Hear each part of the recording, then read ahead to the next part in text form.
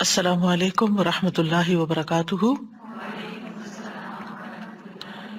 نحمده ونصلی علی رسولہ الکریم، اما بعد فاعوذ باللہ من الشیطان الرجیم، بسم اللہ الرحمن الرحیم۔ رب اشرح لی صدری ویسر لی امری واحلل عقدۃ من لسانی یفقہوا قولی۔ وَإِذَا سَأَلَكَ عِبَادِي عَنِّي فَإِنِّي قَرِيبٌ أُجِيبُ دَعْوَةَ الدَّاعِ إِذَا دَعَانِ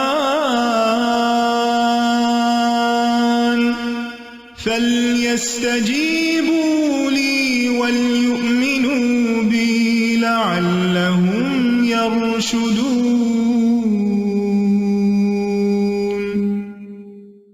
اور جب میرے بندے آپ سے میرے بارے میں سوال کریں تو کہہ دیجئے بے شک میں قریب ہوں، میں پکارنے والے کی پکار کا جواب دیتا ہوں جب وہ مجھے پکارے۔ تو ان کو چاہیے کہ یہ بھی میرا حکم مانیں اور مجھ پر ایمان رکھیں تاکہ ہدایت پائیں۔ فَاسْتَغْفِرُوهُ ثُمَّ تُوبُوا إِلَيْهِ إِنَّ رَبِّي قَرِيبٌ مُجِيبٌ۔ سو اس سے بخشش مانگو پھر اس کی طرف پلٹ آؤ، یقیناً میرا رب قریب ہے، قبول کرنے والا ہے۔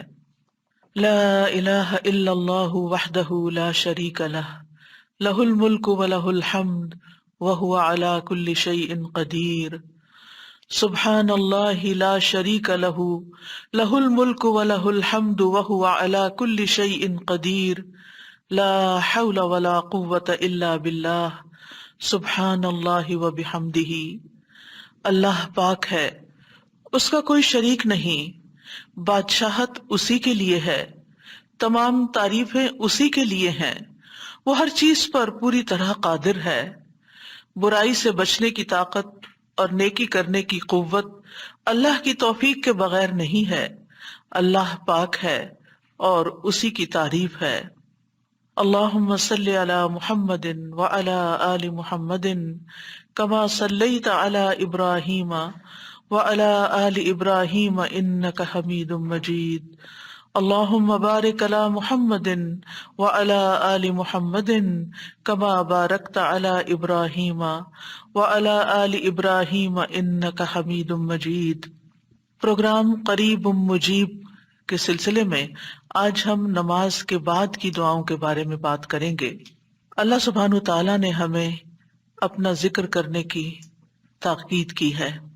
یا ایھا الذین آمنوا اذکروا اللہ ذکرا کثیرا وسبحوہ بکرۃ واصیلا۔ تو ہمارے لیے لازم ہے کہ ہم اس عمل کی طرف توجہ کریں ہر حال میں، چاہے نماز میں ہوں، چاہے نماز کے بعد ہوں یا دیگر اوقات میں، جو اللہ تعالیٰ کو بے حد پسند ہے، اور وہ ہے اللہ کا ذکر۔ اور قرآن مجید کے بیشتر مقامات پر اللہ سبحانہ وتعالیٰ نے اس کی تاکید کی ہے۔ ارشاد باری تعالیٰ ہے سورۃ قاف میں، فاصبر على ما يقولون وسبح بحمد ربك قبل طلوع الشمس وقبل الغروب ومن الليل فسبحه وأدبار السجود۔ پس آپ صبر کیجئے اس پر جو وہ کہتے ہیں، یعنی آپ کے مخالفین، اور سورج کے طلوع اور غروب ہونے سے قبل اپنے رب کی حمد کے ساتھ تسبیح کیجئے، اور رات کے اوقات میں اور سجدوں کے بعد بھی اس کی تسبیح کیجئے، یعنی نماز کے بعد بھی اللہ تعالیٰ کی تسبیح بیان کیجئے۔ یہاں پر جو خطاب ہے وہ نبی صلی اللہ علیہ وسلم سے ہے۔ فاصبر علی ما یقولون، یعنی آپ کے دشمن یہ مشرکین آپ کے خلاف جو باتیں کرتے ہیں، ان کی باتوں پر آپ صبر کیجئے۔ جو آپ کو جھٹلا رہے ہیں، جو آپ کو دھمکیاں دے رہے ہیں، جو آپ کے خلاف سازشیں کر رہے ہیں، اس کا جواب آپ صبر کے ساتھ دیجئے، اور اس کے برعکس آپ اپنا تعلق اللہ تعالیٰ سے زیادہ مضبوط کر لیجئے۔ یعنی کتنی خوبصورت تعلیم ہے ہمارے دین کی کہ جب لوگ مخالفت کریں تو بجائے اس کے کہ ان سے الجھنا شروع کر دیں اور ان کی باتوں کا جواب دینے لگیں اور خود کو ڈیفینڈ کرنا شروع کر دیں، کرنے کا کام کیا ہے کہ ہم اللہ کی طرف توجہ کریں، رغبت کریں، دعا کریں، اللہ کی تسبیح بیان کریں، اس کی حمد بیان کریں۔ اسی لیے آگے فرمایا وَسَبِّحْ بِحَمْدِ رَبِّكَ، اور اپنے رب کی حمد کے ساتھ اس کی تسبیح بیان کریں، یعنی اللہ سبحانہ وتعالیٰ کو ان باتوں سے پاک قرار دیں جو باتیں یہ مشرکین اللہ سبحانہ وتعالیٰ سے منسوب کرتے ہیں، اور اس کے ساتھ ساتھ اللہ سبحانہ وتعالیٰ کی شان بلند کریں، اس کی تعریف بیان کریں، اس کی ایسی صفات بیان کریں جو اس کے شایان شان ہیں، اور یہ نفی اور اثبات دونوں مل کر اللہ کے کمال کو ثابت کرتے ہیں۔ اور یہاں تسبیح سے مراد یا تو ظاہری تسبیح ہے یعنی اللہ تعالیٰ کی پاکی بیان کرنا، یا پھر اس سے مراد نماز ہے، یعنی جب لوگوں کی باتیں تکلیف دیں تو آپ اللہ سے نماز کے ذریعے مدد مانگیں، فَاسْتَعِينُوا بِالصَّبْرِ وَالصَّلَاةِ۔ اور پھر قبل طلوع الشمس سے مراد فجر کی نماز جو سورج طلوع ہونے سے پہلے ہوتی ہے، اور قبل الغروب سے مراد ظہر اور عصر کی نمازیں ہیں۔ وَمِنَ اللَّيْلِ فَسَبِّحْهُ، اس سے مراد رات کی نماز یعنی عشاء اور تہجد کی نماز ہے، اور مغرب بھی رات کا ہی ایک حصہ ہو جاتا ہے کیونکہ سورج غروب ہو چکا ہوتا ہے۔ یعنی ان تمام احوال میں اللہ تعالیٰ کی تسبیح بیان کریں، اور تسبیح سے مراد یعنی سورج کے طلوع ہونے اور غروب ہونے سے پہلے جو تسبیحات ہمیں بتائی گئی ہیں وہ پڑھیں، اور اگر اس سے مراد نماز ہے تو پھر اس سے مراد نماز میں اللہ کا ذکر، اور اس کے علاوہ وَأَدْبَارَ السُّجُودِ، اور سجدوں کے بعد بھی۔ ایک معنی اس کا یہ ہے کہ نماز کے بعد کی تسبیحات کا اہتمام کیا جائے۔ بہت سے لوگوں کو دیکھا گیا وہ نماز پڑھتے بس اٹھ جاتے ہیں، تسبیح نہیں کرتے، جبکہ یہاں اللہ سبحانہ وتعالیٰ خاص طور پر حکم دے رہے ہیں کہ نماز کے بعد تسبیح بیٹھ کر کرنی چاہیے، یہ نماز کے بعد کا ذکر ہے۔ مجاہد ابن عباس سے روایت کرتے ہیں کہ اللہ تعالیٰ نے آپ صلی اللہ علیہ وسلم کو تمام نمازوں کے بعد تسبیح پڑھنے کا حکم دیا ہے، اور وہ اس آیت کی تشریح کر رہے تھے وہ ادبار السجود کی۔ مجاہد کہتے ہیں اس سے مراد فرض نماز کے بعد تسبیح کرنا ہے۔ تو یہ نوٹ کر لیجئے کہ ساری نماز مکمل کرنے کے بعد نہیں بلکہ فرض نماز پڑھنے کے بعد تسبیح کریں۔ دوسرا معنی اس کا کیا کیا گیا ہے کہ فرض نماز کے بعد نفل نماز بھی پڑھیں، کیونکہ صبح عربی میں نفل نماز کے لیے بھی آتا ہے، یعنی فرض نماز کے بعد نفلی نماز بھی ادا کریں۔ اور تیسرا معنی اس کا کیا گیا ہے کہ مغرب کی نماز کے بعد 2 رکعت بھی پڑھیں، یعنی ان کو بھی تسبیح کا نام دیا گیا ہے۔ اسی طرح سورۃ الطور میں اللہ تعالیٰ فرماتے ہیں واصبر لحكم ربك فإنك بأعيننا وسبح بحمد ربك حين تقوم ومن الليل فسبح وإدبار النجوم۔ اور آپ اپنے رب کے حکم کے آنے تک صبر کیجئے، پس بے شک آپ ہماری نگاہوں کے سامنے ہیں، اور جس وقت آپ کھڑے ہوتے ہیں آپ اپنے رب کی حمد کے ساتھ تسبیح کیجئے، اور رات کو بھی اور ستاروں کے پلٹنے کے بعد بھی اس کی تسبیح کیجئے۔ یہاں بھی نبی صلی اللہ علیہ وسلم کو صبر کا حکم دیا گیا ہے کہ آپ اپنے رب کا حکم آنے تک صبر کرتے رہیں۔ فَإِنَّكَ بِأَعْيُنِنَا، آپ ہماری نگاہوں کے سامنے ہیں، آپ ہماری توجہ میں ہیں، ہماری نظروں میں ہیں، ہمارے علم میں ہیں، آپ ہماری حفاظت میں ہیں۔ یعنی عربی کے محاورے کے مطابق کوئی نگاہوں میں ہو کا مطلب یہ کہ ہم اس کی نگرانی کر رہے ہیں، حفاظت کر رہے ہیں، جیسے موسیٰ علیہ السلام کے بارے میں اللہ تعالیٰ نے فرمایا وَلِتُسْنَ عَلَىٰ عَيْنِي، تاکہ آپ کی پرورش میری آنکھوں کے سامنے کی جائے، یعنی میری حفاظت اور حراست کے ساتھ۔ اور وَسَبِّحْ بِحَمْدِ رَبِّكَ حِينَ تَقُومُ، اس کا معنی ہے کہ جب آپ مجلس سے اٹھیں تو تسبیح کریں، جب نیند سے اٹھیں تو تسبیح کریں، جب نماز کے لیے اٹھیں تو تسبیح کریں، اور نماز میں بھی تسبیح کریں۔ اور اسی طرح تسبیح کے 2 اور معنی بھی کیے گئے ہیں کہ رکوع اور سجدوں میں تسبیح کریں، اور پھر دعائے استفتاح میں تسبیح کریں، سبحانک اللہم و بحمدک، یہاں بھی تسبیح ہے۔ تو آپ دیکھ رہے ہیں کہ ہم دن میں کتنی بار اللہ سبحانہ و تعالیٰ کی تسبیح بیان کرتے ہیں۔ وَمِنَ اللَّيْلِ فَسَبِّحْ، رات میں بھی تسبیح کریں، اور اس سے مراد رات کی نماز، رات کی تسبیح ہے۔ جیسے بیڈ پہ جاتے ہوئے تسبیحات فاطمہ نبی صلی اللہ علیہ وسلم نے حضرت فاطمہ کو سکھائی تھی تاکہ ان کی تھکاوٹ دور ہو جائے۔ نماز کے علاوہ بھی تسبیح کرتے رہنا چاہیے۔ ادبار النجوم کے بھی 3 معنی ہیں۔ ایک معنی کیا گیا ہے فجر سے پہلے کی 2 رکعتیں پڑھنا۔ نبی صلی اللہ علیہ وسلم یہ رکعتیں نہ سفر میں چھوڑتے تھے نہ گھر میں، کبھی بھی آپ نے یہ سنت نماز نہیں چھوڑی۔ اور پھر اسی طرح اس سے مراد فجر کی 2 رکعات بھی لی گئی، اور نماز کے بعد کی تسبیح بھی مراد ہے۔ ان دونوں آیات سے پتہ چلتا ہے کہ نماز کے بعد بھی ذکر کرنے کی اہمیت اور ضرورت ہے، جس سے بہت سے لوگ غافل ہوتے ہیں۔ قرآن مجید میں اللہ تعالیٰ فرماتے ہیں فَإِذَا قَضَيْتُمُ الصَّلَاةَ فَاذْكُرُوا اللَّهَ قِيَامًا وَقُعُودًا وَعَلَى جُنُوبِكُمْ، پھر جب تم نماز پوری کر چکو تو اللہ کو کھڑے، بیٹھے اور اپنے پہلوؤں پر لیٹے ہوئے یاد کرو۔ یعنی بعض اوقات ایسا ہوتا ہے کہ آپ نماز پڑھ لیتے ہیں اور پھر سمجھتے ہیں کہ ہم اللہ کے ذکر سے فارغ ہو گئے اور اب ہم دنیا کے کام میں لگ جائیں۔ ہاں، دنیا کے کام 2-3 طرح سے ہی ہوتے ہیں، یا کھڑے ہو کے کوئی کام ہو رہا ہوتا ہے، آپ کچن میں چلے جاتے ہیں، کوکنگ کر رہے ہیں، آپ اپنا ذکر جاری رکھیں، یا پھر آپ بیٹھ گئے ہیں اور بیٹھ کے کوئی کام کر رہے ہیں، تسبیح جاری رکھیں، ذکر جاری رکھیں۔ اور اسی طرح اگر آپ لیٹ گئے آرام کرنے کے لیے تو بھی ذکر جاری رکھیں، یعنی ہر حال میں اللہ تعالیٰ کا ذکر کرتے رہیں۔ اسی طرح سورۃ جمعہ میں اللہ تعالیٰ فرماتے ہیں فَإِذَا قُضِيَتِ الصَّلَاةُ فَانتَشِرُوا فِي الْأَرْضِ وَابْتَغُوا مِن فَضْلِ اللَّهِ وَاذْكُرُوا اللَّهَ كَثِيرًا لَعَلَّكُمْ تُفْلِحُونَ، پھر جب نماز پوری کر لی جائے تو زمین میں پھیل جاؤ اور اللہ کے فضل سے تلاش کرو، یعنی اپنے دنیا کا کام کاروبار کرو اور اللہ کو بہت یاد کرو، یعنی اپنے بزنس آورز میں بھی، اپنی جاب پر بھی اللہ کو نہیں بھولنا۔ کیوں؟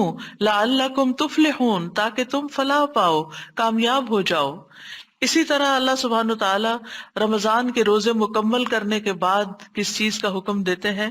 وَلِتُكْمِلُوا الْعِدَّةَ وَلِتُكَبِّرُوا اللَّهَ عَلَى مَا هَدَاكُمْ وَلَعَلَّكُمْ تَشْكُرُونَ، اور تاکہ تم تعداد پوری کرو اور تاکہ تم اللہ کی بڑائی بیان کرو، تکبیرات پڑھو، اور اس پر کہ اس نے تم کو ہدایت بخشی، اور تاکہ تم شکر ادا کرو۔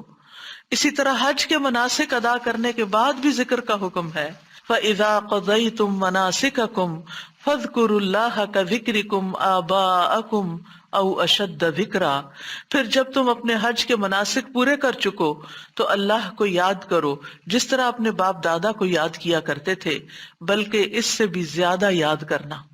یعنی باپ دادا کو یاد کرنے، ماں باپ کو یاد کرنے سے بھی زیادہ اللہ کا ذکر کیا کرو، اللہ سبحانہ تعالیٰ کو زیادہ یاد کیا کرو، کیونکہ انسانوں کی یاد انسانوں کو دکھی کرتی ہے، لیکن اللہ کی یاد دلوں کے اطمینان کا باعث بنتی ہے، دلوں کے اندر سکون کا باعث بنتی ہے۔ الا بذکر اللہ تطمئن القلوب، خبردار اللہ کے ذکر سے دلوں کو اطمینان نصیب ہوتا ہے۔ تو آپ نے دیکھا کہ تمام عبادات کے بعد ذکر کا حکم ہے، تسبیح کا حکم ہے، تکبیر کا حکم ہے۔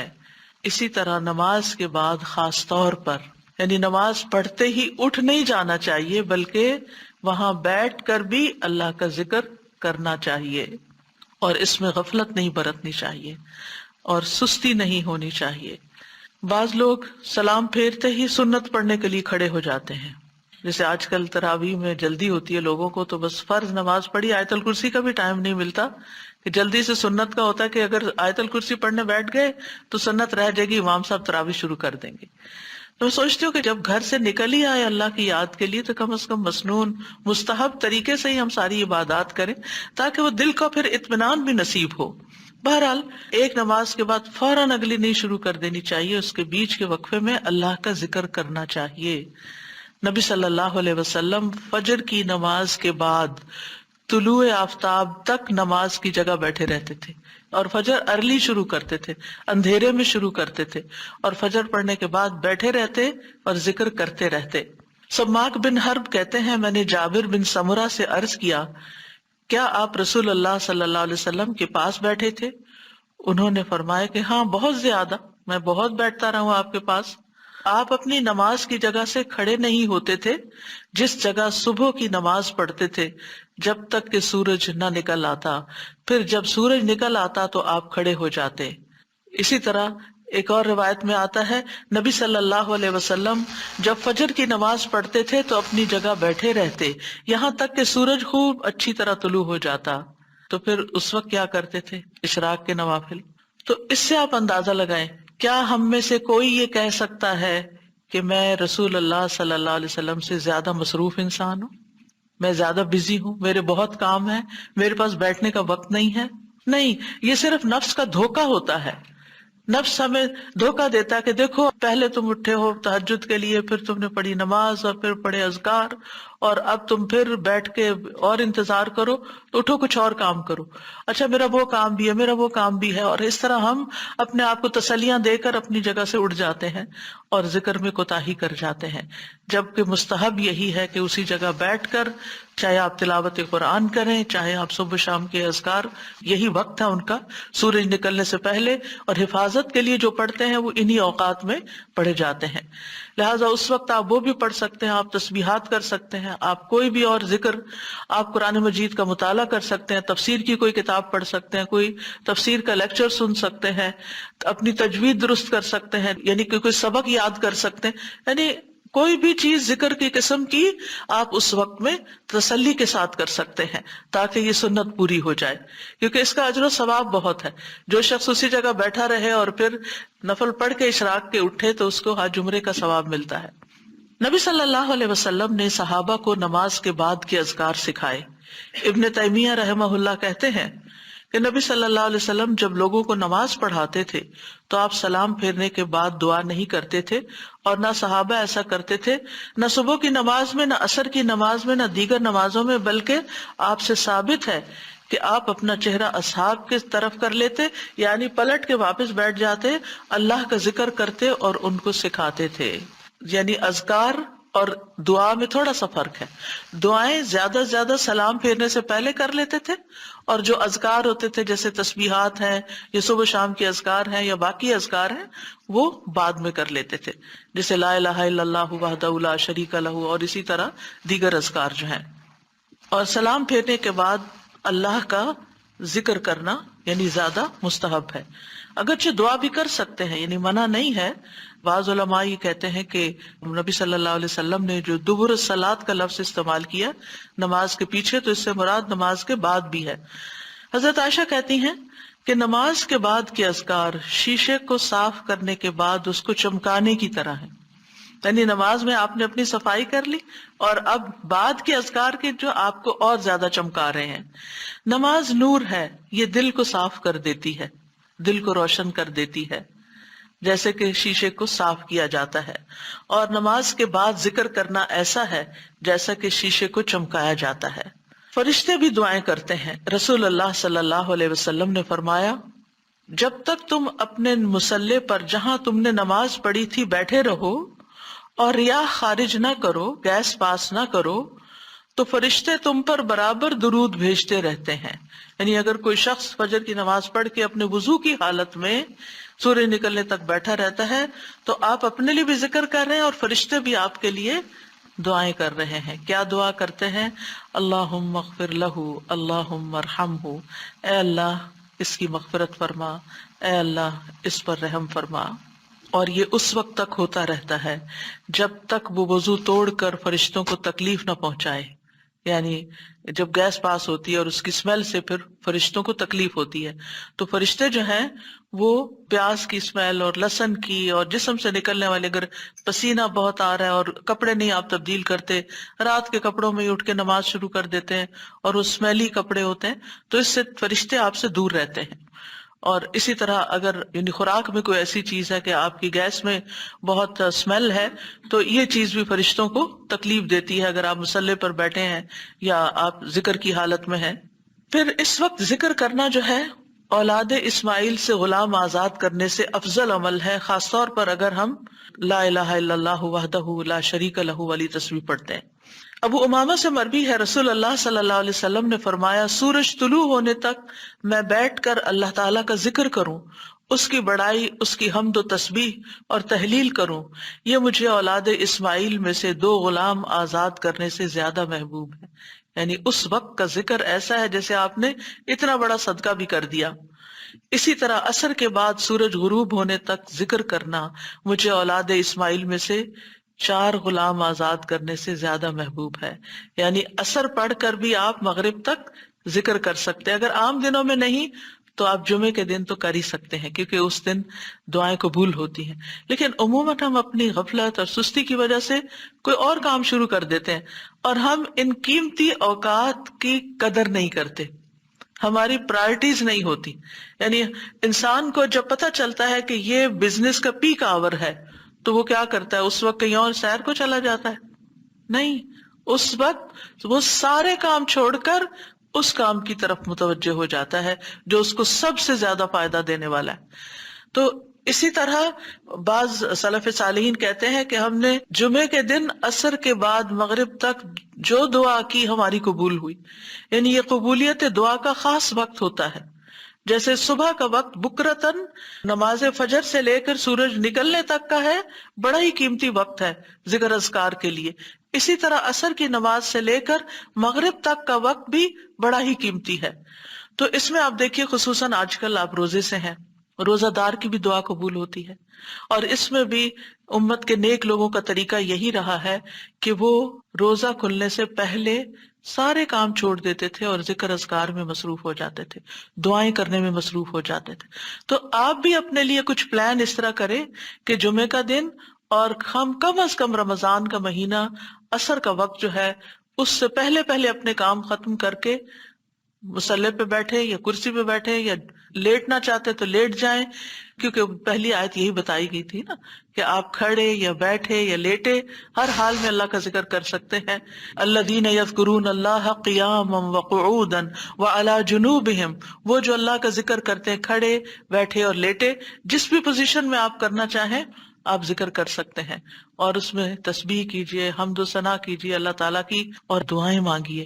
اور الحمدللہ ہمارے پاس کتابوں کی شکل میں دعاؤں کا اتنا پیارا ذخیرہ ہے، جو مسنون اوتھینٹک دعائیں قرآن و سنت سے ہم نے جمع کی ہیں۔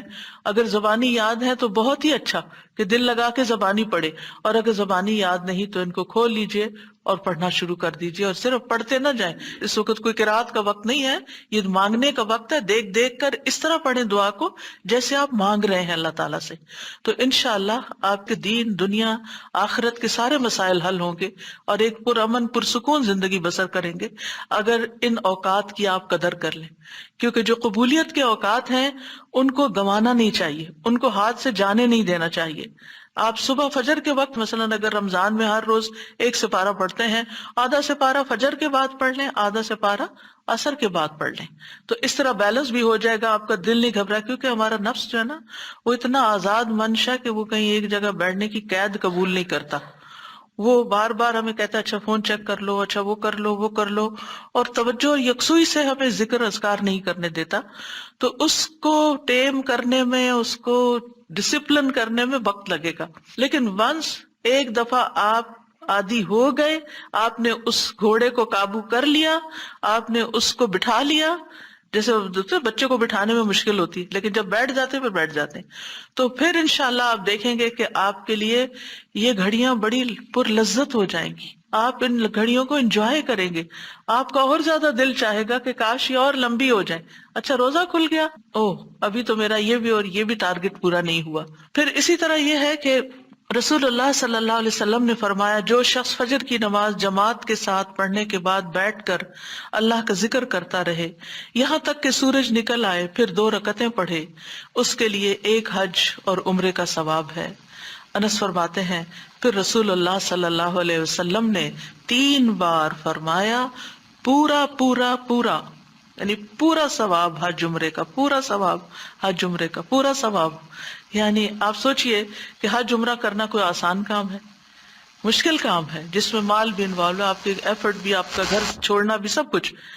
لیکن اگر آپ کو ایک مسلح پہ بیٹھ کے اتنا بڑا اجر و ثواب ملتا ہے تو اور کیا چاہیے. صرف بات ہے اپنے نفس کو منانے کی، اپنے دل کو اور اپنے آپ کو ڈسپلن کرنے کی.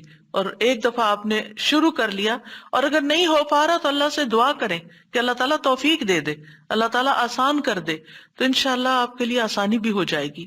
پھر اسی طرح نبی صلی اللہ علیہ وسلم نے فرمایا، اللہ تعالیٰ فرماتا ہے کہ میں اپنے بندے کے ساتھ ہوتا ہوں جب وہ مجھے یاد کرتا ہے اور میری یاد میں اپنے ہونٹ ہلاتا ہے. اور ایسے لوگ جو ذکر میں آگے ہوتے ہیں وہ درجات میں بھی بہت آگے ہیں، سبقت لے جانے والے ہیں، فالسابقون السابقون ہیں.